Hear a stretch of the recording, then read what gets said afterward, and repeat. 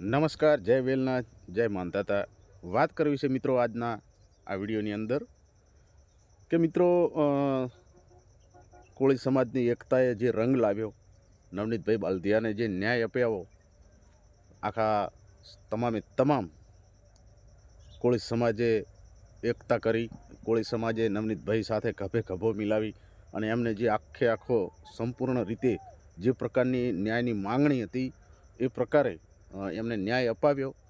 અને જે મેન ગુનેગાર એટલે કે જયરાજ હતો એને જેલના સળિયા પાછળ ધકેલવામાં જેટલું પણ કહી શકાય એટલું કોળી સમાજની એકતાને ધન્યવાદ છે. અને સાથે મળી અને જયરાજને જેલની પાછળ ધકેલે આ પોલીસ તંત્ર, એના માટે ખૂબ એકતા રાખી, એકતા ટકાવી અને વારંવાર ન્યાયની માગણી કરતા આજે કોળી સમાજે જ્યારે જયરાજને જેલ પાછળ ધકેલવામાં આવ્યો ત્યારે એક અનોખી ઉજવણી કરી અને અનોખો એક જીત મળી હોય, કોઈ યુદ્ધ કર્યું હોય અને યુદ્ધની અંદર જે જીતની ખુશી મળે એ પ્રકારની ખુશી આખા કોળી સમાજની અંદર છવાઈ ગઈ.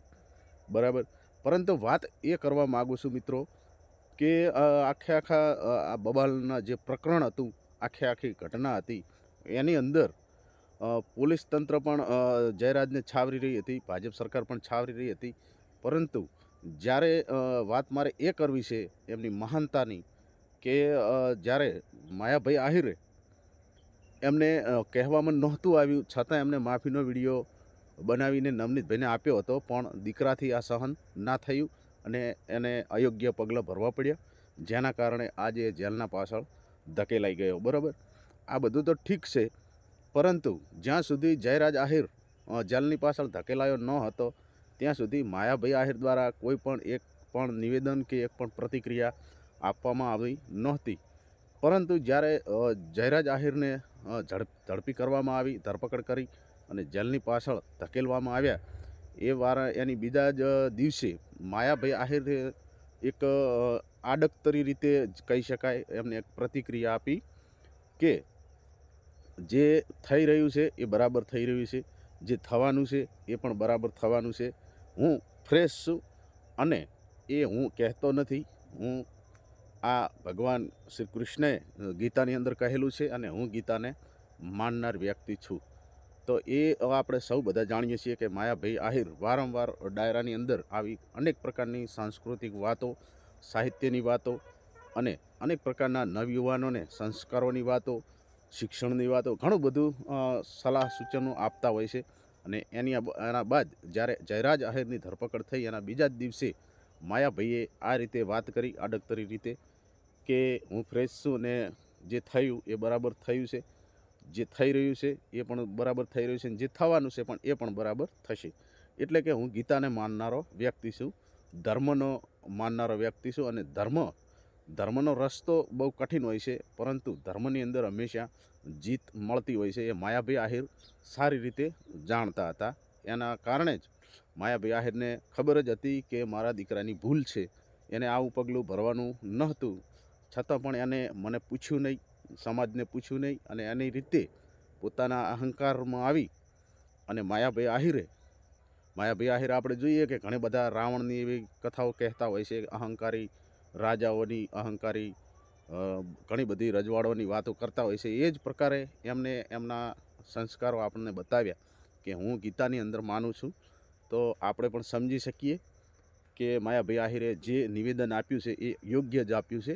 એમને એવું કહેવાની જરૂર હતી, એ પ્રમાણે જ એમને વાત કરી, એટલે એમની મહાનતાને પણ આપણે બિરદાવીએ છીએ. બરાબર. કારણ કે એમને ખબર છે કે જે વ્યક્તિની અંદર અહંકાર આવી જાય એ વ્યક્તિને અહંકાર ક્યારેય લાંબો સમય ટકતો નથી. એકના એક દિવસ એને સત્યની સામે એ અહંકારને ઝૂકવું પડે છે. અહંકારી વ્યક્તિ હોય એને પણ ઝૂકવું પડે છે. એનો પાપનો ઘડો જ્યારે ભરાય એટલે એનું પાપ ફૂટીને બહાર આવે છે અને એને યોગ્ય સમયે જે તે સજા મળતી હોય છે. એ પ્રમાણે જ માયાભાઈ આહિરે એ નિવેદન આડકતરી રીતે આપ્યું, પણ આપ્યું ખરા.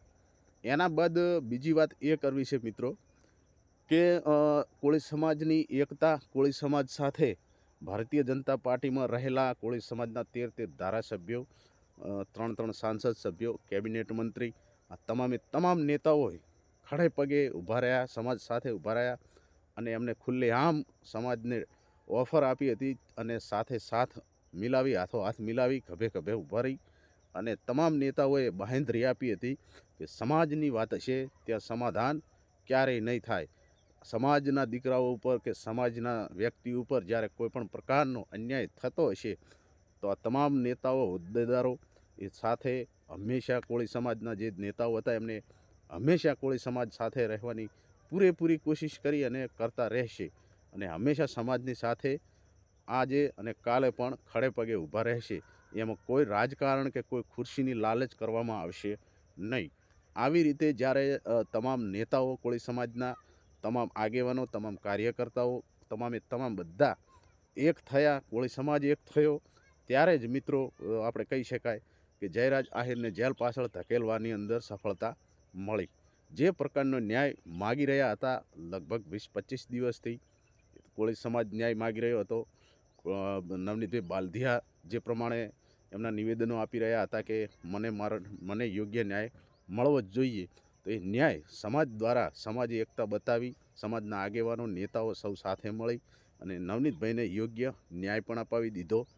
તો એની સાથે સાથે એની અગાઉ જ્યારે જયરાજ આહિરને જેલમાં ધકેલવામાં નહોતો આવ્યા, એની ધરપકડ નહોતી થઈ, તો એની પહેલાં આહિર સમાજમાંથી ઘણા બધા આગેવાનો, ઘણા બધા નાના કાર્યકર્તાઓ, એ મોસ્ટ ભાગે ઘણા બધા એવા વિડીયો રેકોર્ડિંગ પણ આપણને ઘણા બધા સાંભળવા મળ્યા કે ભાઈ આની અંદર અમારે જયરાજનો કોઈ હાથ નથી અને જ્યારે એનું નામ આવશે ત્યારે જોયું જશે, ત્યારે જે ઉખાડવું એ ઉખાડી લેજો. અને આવા ઘણા બધા અનેક વ્યક્તિઓના નિવેદનો આવ્યા હોય. અમીર બારાડી હોય, દેવ આહિર હોય, રાજ આહિર હોય. એમાં રાજ આહિરના એક બે વિડીયા વાયરલ થયા હતા, જેમાં પિન્ટુભાઈ કોળી સમાજમાંથી આવતા પિન્ટુભાઈ કોળીને અભદ્ર ગાળો બોલીને પિન્ટુભાઈને ધમકાવ્યા હતા અને કહ્યું હતું કે અમારા જયરાજને કોઈની માની તાકાત નથી કે અમારા જયરાજને હાથ પણ લગાવી શકે, આહિર સમાજ એની સાથે છે. પરંતુ આ બધું તમામ પ્રકારની ષડયંત્ર ઘટના જે થયું એ બધું નિષ્ફળતા મળી અને એની અંદર આહિર સમાજને એવું હતું કે અમારા જયરાજનો કોઈ હાથ નથી.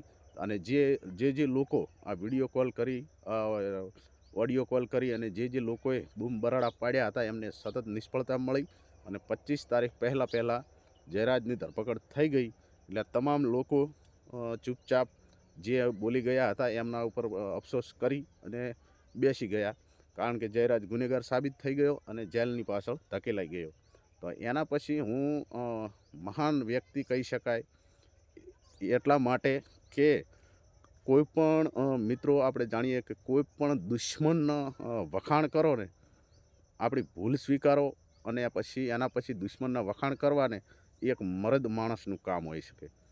એટલા માટે કહી શકું કે અમીર બારાડીનો એક વિડીયો વાયરલ થયો, જેની અંદર અમીર બારાડી કોળી સમાજના નેતાઓને ધન્યવાદ આપી રહ્યો છે, એમના વખાણ કરી રહ્યો છે.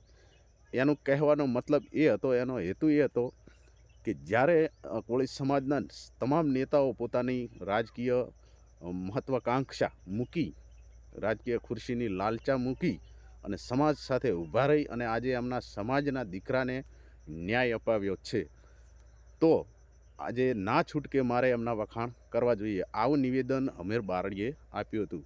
એમને મરદ માણસ કીધું. પરસોત્તમભાઈ સોલંકી, હીરાભાઈ સોલંકી, દિવેશભાઈ સોલંકી, આ તમામને અમીર બારાડીએ એક વખાણ કરીને કહ્યું કે મરદ માણસો કહેવાય કે સમાજની સાથે ખભે ખભો મિલાવી અને ઊભા રહ્યા, સમાજનો પૂરતો ન્યાય આપવામાં પૂરેપૂરી અમને કાળજી લીધી. એ પ્રમાણે અમીર બારાડીએ એવું નિવેદન આપ્યું.